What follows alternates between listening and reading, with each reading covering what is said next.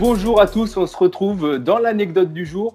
Aujourd'hui, on est accompagné du coach du FC Lorient, Christophe Pélissier. Merci en tout cas, coach, d'avoir accepté mon invitation.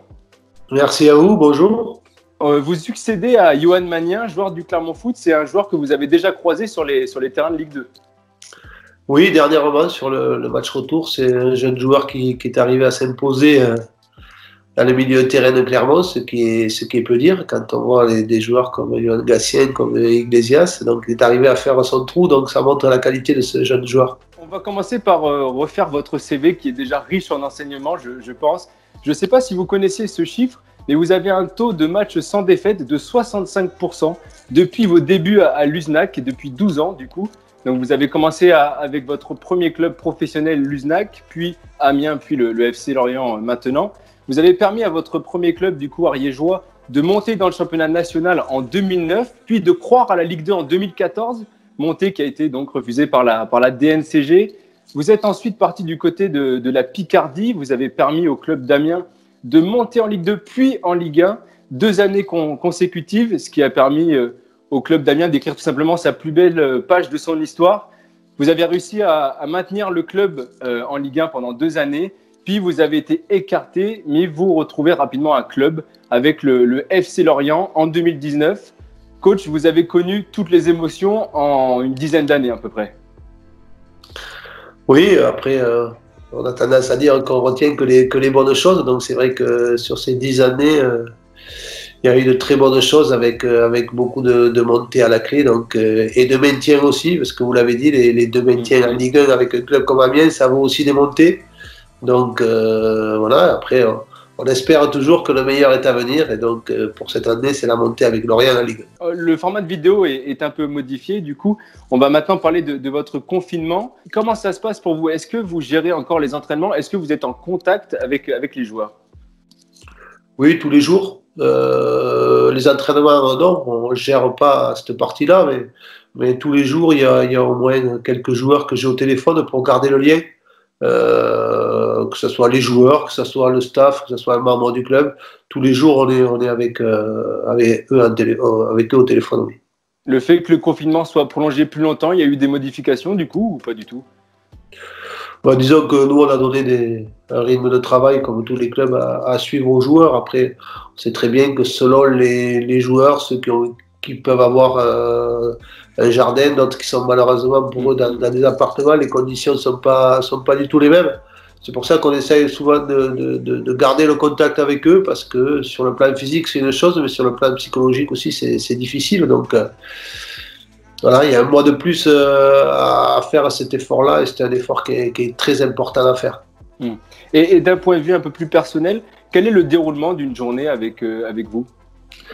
Je m'aperçois que les journées sont bien remplies là aussi, c'est-à-dire que le matin déjà j'ai la chance, souvent ce qu'on ne peut pas faire quand on est en plein dans notre activité, c'est que je m'occupe un peu de moi avec mon épouse, on se donne 1 heure pour faire un peu de sport tous les matins, et après je commence voilà, j'ai souvent soit avec un membre du staff, soit un joueur, par téléphone, avec le staff on classe aussi les semaines à venir sur le travail qu'on va mettre en place.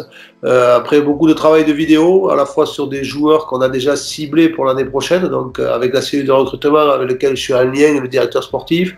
Voilà, je regarde des joueurs et je regarde aussi d'autres équipes. Comme je disais, je suis un fervent de Jürgen Klopp, donc je regarde ce que fait Liverpool. Je regarde aussi d'autres équipes du championnat. J'ai vu aussi pratiquement tous nos matchs depuis le début de la saison, notamment ce qu'on a perdu, pour comprendre un petit peu où on pouvait s'améliorer. Voilà, les journées sont bien remplies, mais tant mieux, ça fait passer le temps un peu plus rapidement. Ouais, vous avez l'air de ne pas vous ennuyer et c'est le principal. Le FC Lorient n'est pas à l'arrêt. C'est le moment fort de cette vidéo. Coach, vous allez nous raconter une anecdote encore jamais dévoilée. On vous écoute.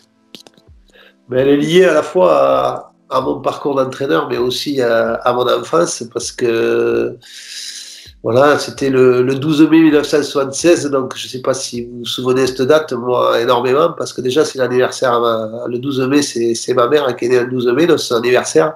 Et le 12 mai 1976, c'est la finale de la Coupe d'Europe entre Saint-Étienne et le Bayern de Munich à Glasgow, et j'ai la chance d'y avoir assisté. Et l'anecdote, c'était qu'avec mon ami, on était parti avec ses parents, et puis nous, on avait 10-11 ans, donc de petite taille, on était sur le but où c'est qu'on a frappé sur le, je dis bien on a frappé sur les poteaux. Et comme on était petits et qu'il y avait beaucoup de foule, les Bobbies nous avaient pris à l'époque et nous avaient installés sur la piste d'athlétisme pour regarder le match, parce qu'il y avait une piste d'athlétisme à Glasgow. Et voilà, malheureusement pour nous, on a perdu. Et je me souviens quand Franz Beckenbauer est passé avec la coupe et avec tous les joueurs autour de lui, ils faisaient leur tour d'honneur. Bon, voilà. Je ne dirais pas ce que j'ai dit, mais bon, c'était pas très bien ce qui sortait de ma bouche. Et puis, voilà, à ce moment-là, on avait une idole, tout, c'était Dominique Rocheteau. Et c'est pour ça que j'en reviens après à mon parcours d'entraîneur, puisque le second match en Ligue 1, c'est un déplacement à Geoffroy Guichard. Et avant le match, voilà, il mettait en plus la chanson de l'époque Saint-Étienne. Et je me suis retrouvé à 1 mètre de Dominique Rocheteau. Donc voilà, il y a beaucoup de choses qui sont repassées dans ma tête. Une belle histoire. Vous étiez supporter de Saint-Étienne, du coup? Ben, je crois qu'à cette époque-là, qui ne l'était pas? Oui, c'est vrai. Parce qu'à cette époque-là, il n'y avait que Saint-Étienne qui faisait voilà, une très grosse performance et qui a redonné le goût du foot, j'allais dire, à la France, pratiquement. Donc, j'avais la chance aussi que ma tante était mariée avec de la région stéphanoise, donc j'ai pu assister à des matchs de Coupe d'Europe à Saint-Étienne. Une bien belle histoire, en tout cas. Merci, coach. Maintenant, c'est l'heure de désigner quelqu'un dont vous aimeriez découvrir son anecdote.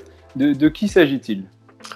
Ben, je vais prendre un coach qui a un peu le même parcours que moi, même si malheureusement à l'heure actuelle il n'a pas de club, c'est Fabien Mercadal, puisque ben, il n'a pas eu de carrière professionnelle en tant que joueur comme moi, et il a gravi les échelons puisqu'on se rencontrait quand il entraînait Gap à l'époque en CFA et moi à Luzenac. Et donc on s'est après affronté en national quand il entraînait Dunkerque et moi à Amiens. Et on s'est rencontrés l'année dernière quand il entraînait Caen en Ligue 1 et moi à Amiens aussi. Donc voilà, je lui souhaite de retrouver un club et je serais voilà, curieux de savoir aussi l'anecdote qu'il pourrait nous raconter. Alors, on espère le revoir sur les pelouses en tout cas, et on espère qu'il va accepter notre invitation tout simplement. Merci beaucoup pour ce moment, coach. On vous souhaite tout simplement le meilleur confinement possible et puis une grande réussite à l'avenir pour les Merlus du coup. Merci à vous. Merci, au revoir.